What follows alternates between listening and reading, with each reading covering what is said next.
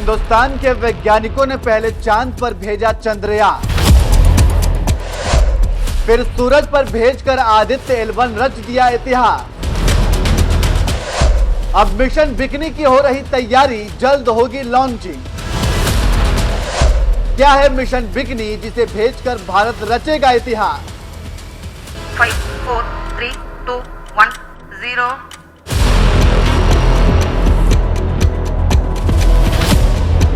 5, 4, 3, 2, 1, 0।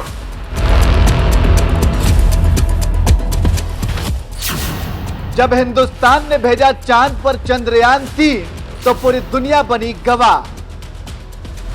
3, 2, 1, 0। जब सूरज पर भारत ने भेजा मिशन आदित्य L1 तो पूरी दुनिया ने ठोका सलाम।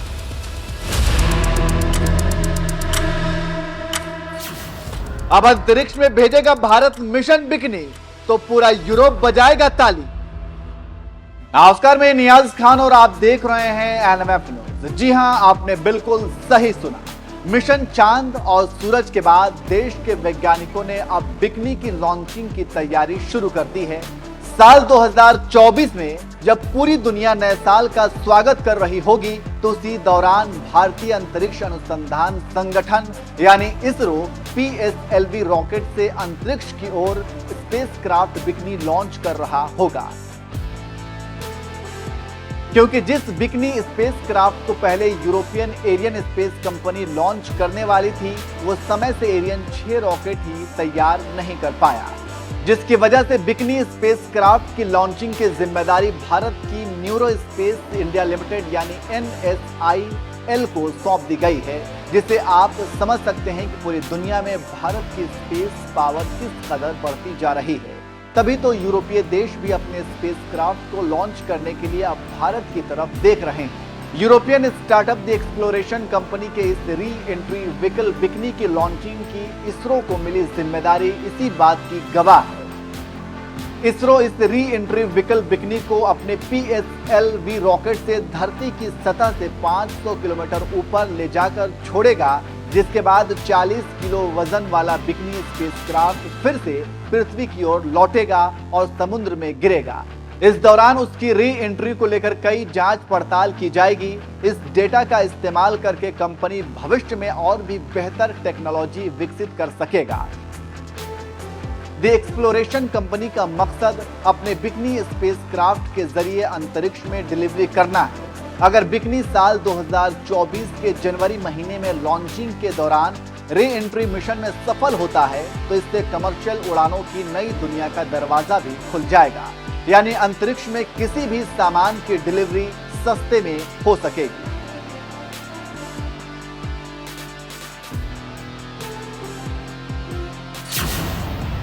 कैसे काम करेगा मिशन बिकनी?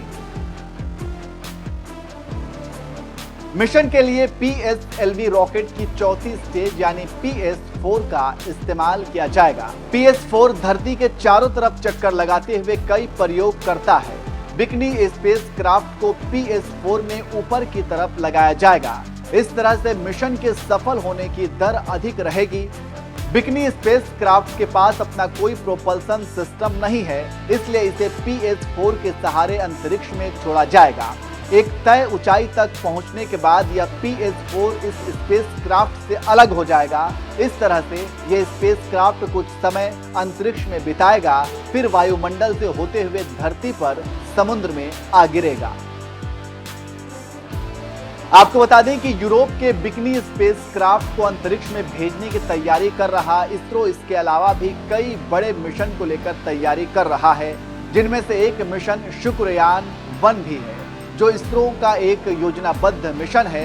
इसका उद्देश्य शुक्र की सतह और वातावरण का अध्ययन करना है। इसके लिए सतीश धवन अंतरिक्ष केंद्र से GSLV Mark 3 रॉकेट के ऊपर शुक्र के लिए एक ऑर्बिटर लॉन्च किया जाएगा। इस मिशन का उद्देश्य सतही स्ट्रेटिग्राफी यानी चट्टान की परतों के अध्ययन से संबंधित वैज्ञानिक पद्धति के जरिए वायुमंडल का विश्लेषण करना है। इसके साथ ही यह शुक्र के आयनमंडल और सौर हवा के एक दूसरे पर प्रभाव का अध्ययन भी करेगा। इसरो के मिशन शुक्रयान 1 के दिसंबर 2024 में लॉन्च होने की उम्मीद है। बहरहाल जिस तरह से अंतरिक्ष की दुनिया में भारत एक के बाद एक लंबी छलांग लगा रहा है, इस पर आपका क्या कहना है? अपनी राय हमें कमेंट करके जरूर बताएं। 5 4 3 2 1 0